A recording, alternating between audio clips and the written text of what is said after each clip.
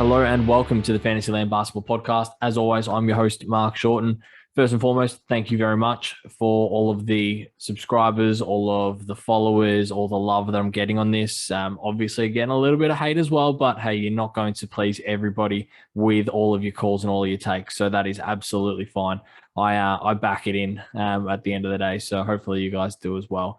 If you are watching on YouTube, thank you. If this is your first time, please hit the subscribe button. As of recording, I'm at 67 subscribers, looking to grow that to 100 by the end of September, and looking to obviously grow upon that as we enter the season. If you are listening on Spotify, listening on Apple, and it is your first time, obviously welcome. If it's not your first time, welcome back. And if you haven't done so already, hit the subscribe or follow button. Obviously looking to grow a little bit of a base here so that we can have a bit more conversation around who we do like, who we don't like, trades, things like that as well.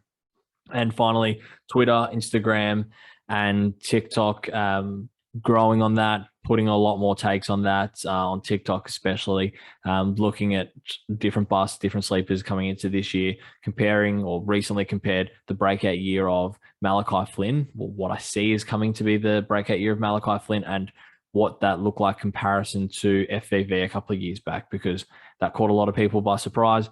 To be honest, I wasn't caught by surprise on that one, and there is a lot of comparable situations and stats to support Malachi Flynn breaking out this year as well. So yeah, hopefully you can get a bit of that, take a bit of that into your fantasy season, into your drafts. But without further ado, we're going to go into the next tiering. So recently I've done point guard, shooting guard, small forward. Now we're looking at the power forwards. So there is always going to be crossover between power forwards and small forwards and with centers. So I'm going to try and filter through that a little bit. And to be perfectly honest, it's probably going to be a shorter one because I think it drops off really quickly. So if you are a league who has got really strict positions, make sure that you're getting your power forwards in the early to mid rounds.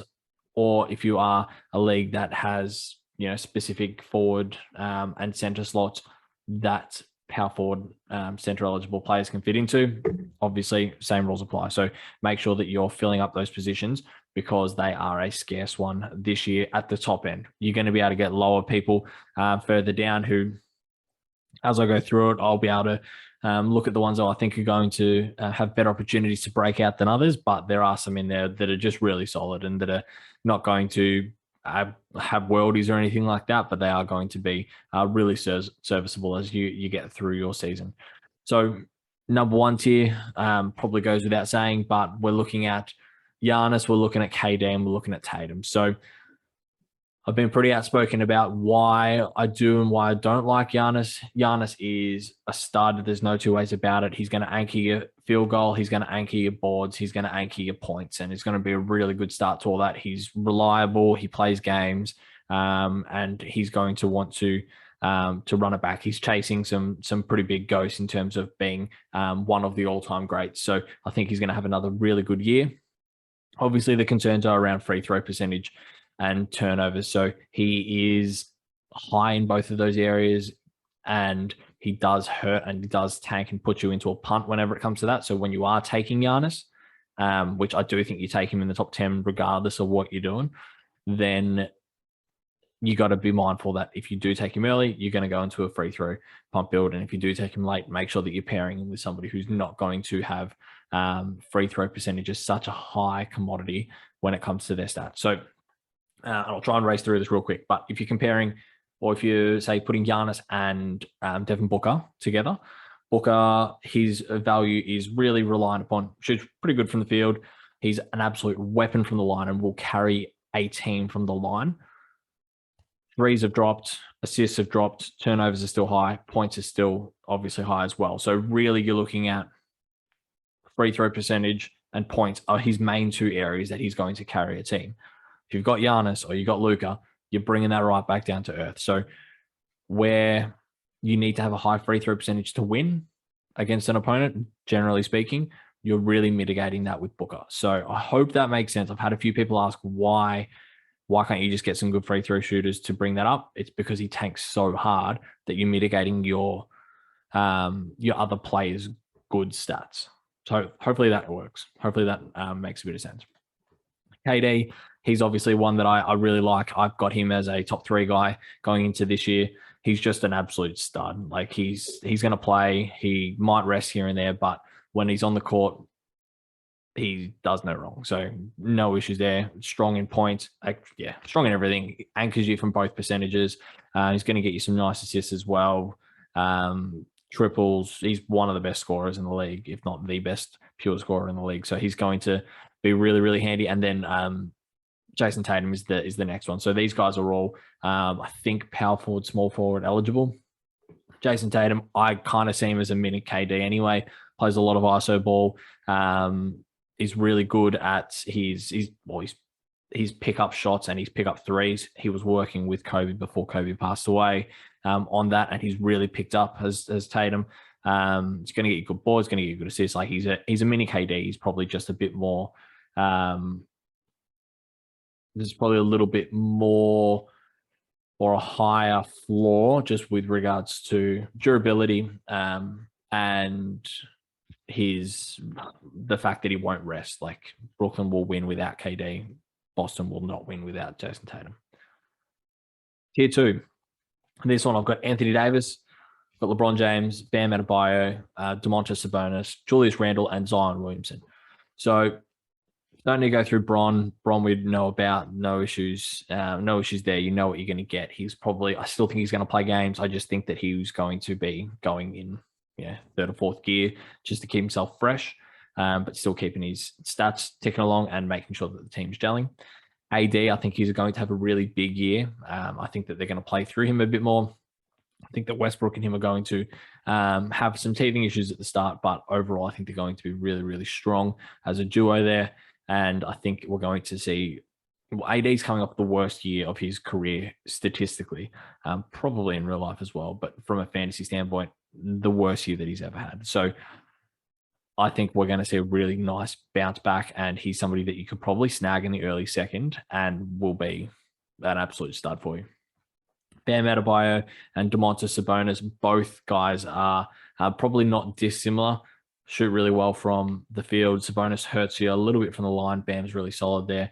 Good boards, great assists for big men. That's a really nice trend with Julius Randle as well, and solid points. So I really, really like those guys in the late teens, early 20s area, probably early 20s for both of them, and Julius Randle probably a little bit higher.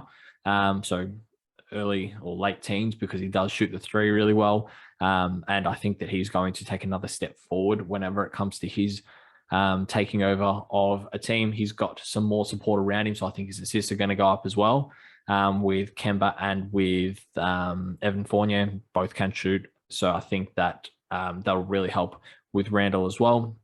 And then finally, Zion Williamson. So I have never been huge on Zion from a fantasy aspect. I wasn't big on him going into last year. I thought he would have a worse year than he did. He's obviously an absolute weapon whenever it comes to field goal percentage and points and boards.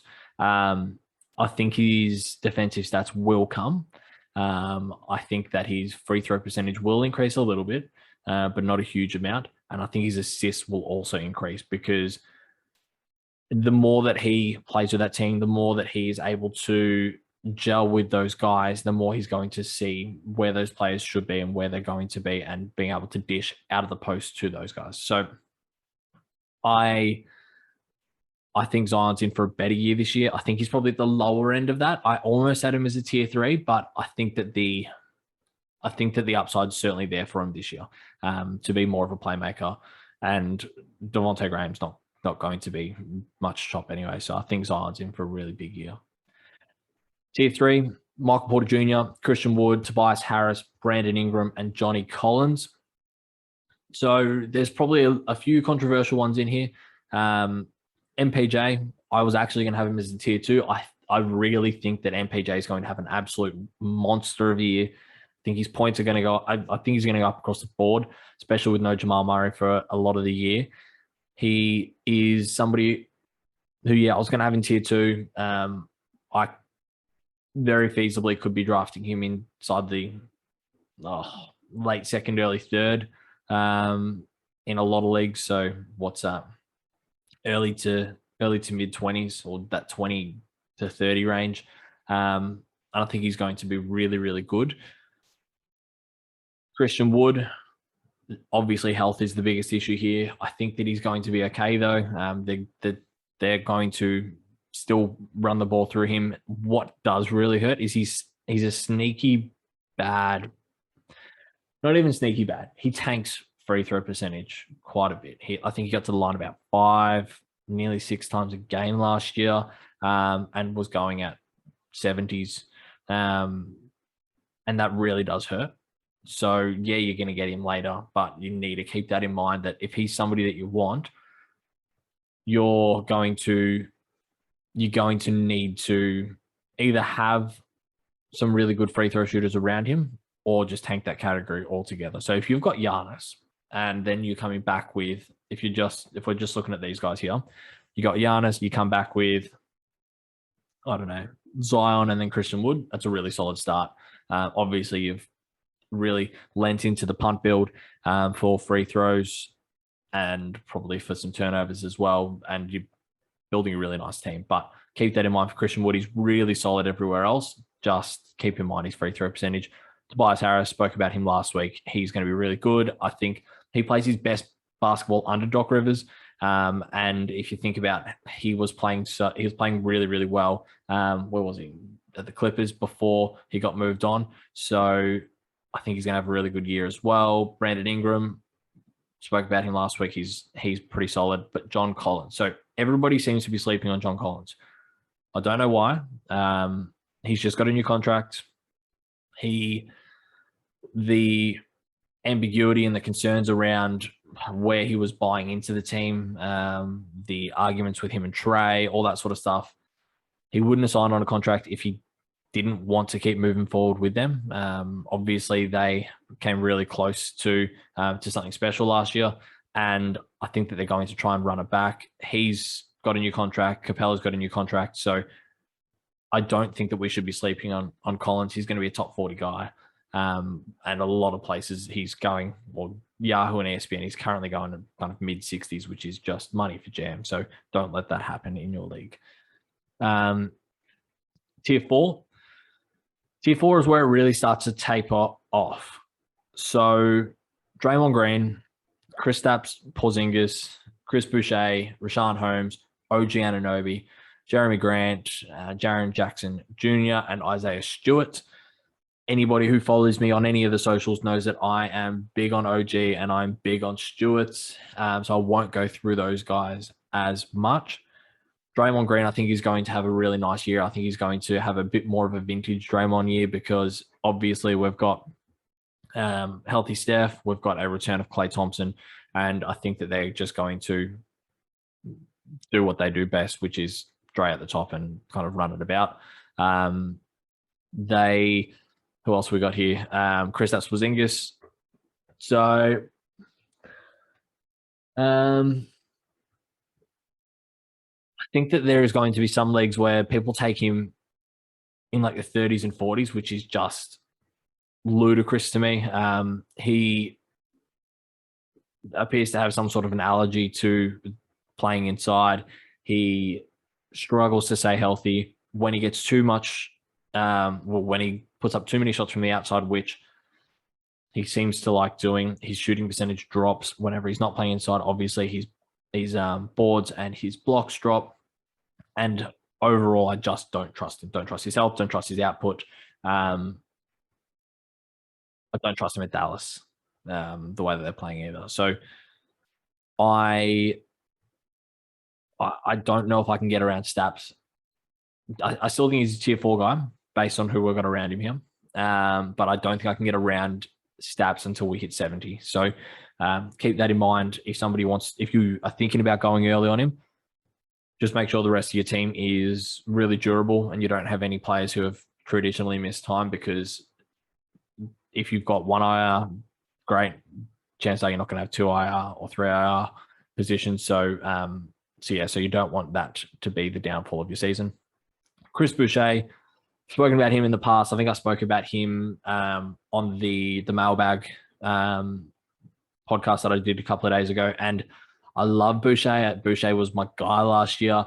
Really, really good. Gave me a lot of flexibility to trade away some other bigs because Boucher was a really nice packet that we picked up either off the waivers or late in your drafts.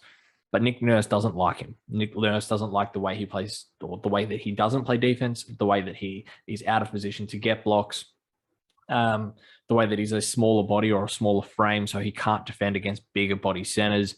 So there is a lot of concerns there from Nick Nurse's standpoint. I'm seeing him going in the 50s, which I think is high. The interesting thing is going to be Siakam.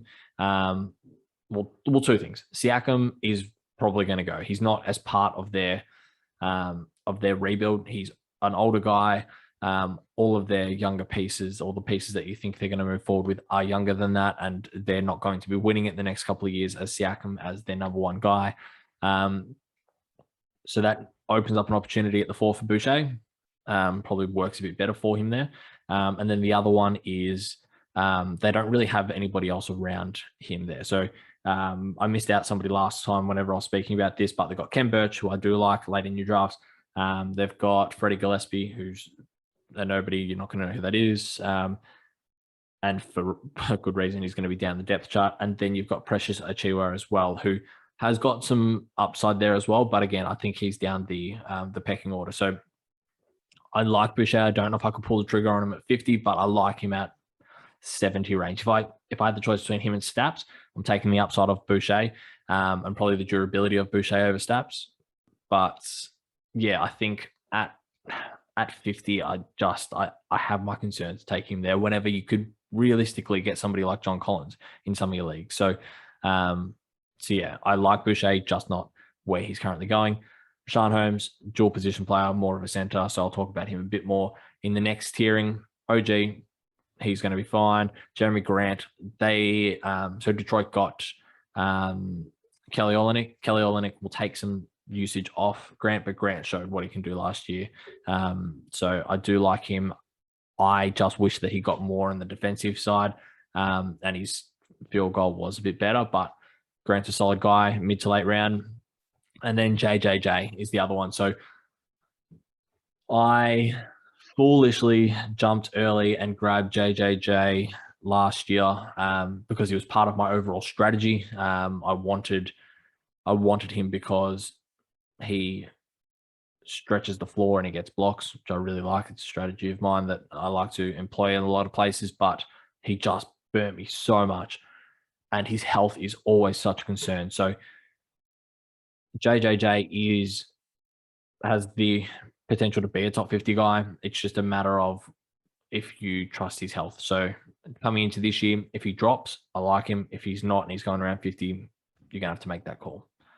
And then obviously Isaiah Stewart, I'll speak about in a bit more depth next week because I can't speak about him all the time because people will just start sniping him from me in drafts. So yeah, I'll speak about him next week. And then finally, tier 5. This is a bigger tier because I just think that there's a lot of players that are at the same sort of level, same sort of potential, floor, ceiling, all that sort of stuff. But we've got Robert Covington, got Robert Williams, again, center, power forward eligible, Kelly Oubre, Miles Bridges.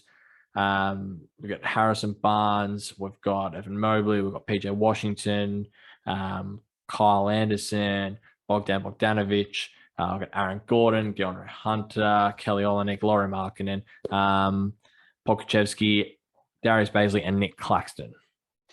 So, in the interest of time, I'm going to pick my top 3 from this group that I think will be able to take that next step up. And people that if they are there towards the 100 range, you should definitely be grabbing. Robert Covington is the obvious one there. So Robert Covington is a game changer and a week winner whenever it comes to the defensive end. He had a down year last year or started down. So there is definitely a chance that people are going to remember that. But he's the side of guy that is going to get you 1.5 steals, 1.5 blocks, and a couple of triples. So he is if he has a bounce back year, he's definitely somebody that I will probably be getting. I really like him, and I think that he's in for a nice year.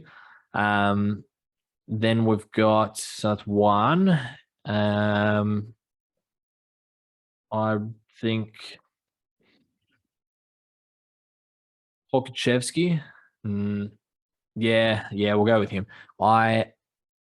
There is a very real chance that he could play some center minutes. He is a long guy, real skinny. If you look at his rookie stats compared to Giannis's rookie stats, Pokuševski's got him covered.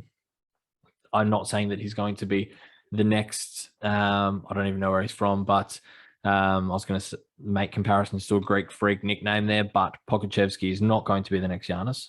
But the type of game is there. So boards, shooting, defense, assists, and OKC are building a team that stretches the floor. They're building a team with wingspan. They're building a team that can. That is very much a tradition. Sorry, that is a new age positionless basketball. So Pokuševski has all of the pieces that OKC are wanting out of their new team, and he could definitely be somebody that takes that next step up or the next two steps up. It's just what's going to hurt is turnovers and his shooting. His shooting was horrible. Doesn't do it on a super huge volume, but I can understand if you want to steer clear of him because he does tank it quite a bit. So brought with a little bit of danger, but Poku is somebody I really like. And then the next one, and probably the last one I'm going to speak about from an upside standpoint, will be Kyle Anderson. So Kyle Anderson is he's not a sexy name. He's not a name that, to be fair, a lot of people will pass over him because they don't know who he is. B, he doesn't really excel anywhere, but he does everything really, really well. And the sort of players like a Mikal Bridges, like a Miles Bridges, who else have we got in that sort of range that does a little bit of everything well and doesn't hurt anywhere. Those are kind of the two names that I can think of that are yeah, there'll definitely be others, but Kyle Anderson is solid in points, solid in percentages. Going to get you 3, 4, potentially 5 assists a game. Is going to get you a steal and a bit. He's just super boring. So I like him at the end of your drafts because he's just going to put out top 70 value, and he's going to do that week in, week out, night in, night out. So I really like him towards the end of your drafts. Now, the one that I want to touch on that I think could slide and drop is Miles Bridges. So Miles Bridges has all of the opportunity in the world, or has had all the opportunity in the world. And somebody asked me, and I think I spoke about it on either directly on TikTok or as part of the mailbag, is this going to be Miles Bridges' breakout year? I don't think it is. Last year should have been that year, and he didn't take advantage of that. They've got healthy Gordon Hayward. They've got PJ Washington. They've got Plumlee. They've got a couple of rookie bigs whose names, Vernon Carey Jr., and there's another one who will get minutes at some point. They've also got James Bouknight. They've got that's probably all the ones that I can think of off the top of my head. Kelly Oubre is the other one. And there's just so many people in there for that position. So Bridges, I don't even know where he's going at the moment in terms of ADPs or early ADPs, but I'm not high on him this year. So fraught with a little bit of danger and could and should go undrafted in a lot of places. But yeah, that's the tiering. I know that I've left a lot of people out. I think that there is players that, I mean, I could have spoken about your Blake Griffins or your Al Horfords or any of those really old, boring sort of guys. But you guys know what you're doing whenever it comes with those ones. Leave them. Carmelo Anthony, again, leave them.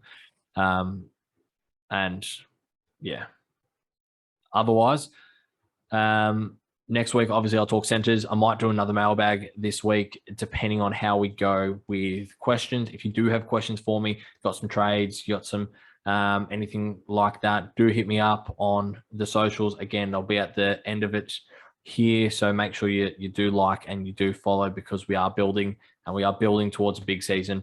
And obviously we've got just under a month left until the season starts. So couple of weeks now, we are going to be talking drafts. So yeah, exciting times. So as always, don't forget to rate and subscribe, and catch you next week. Cheers.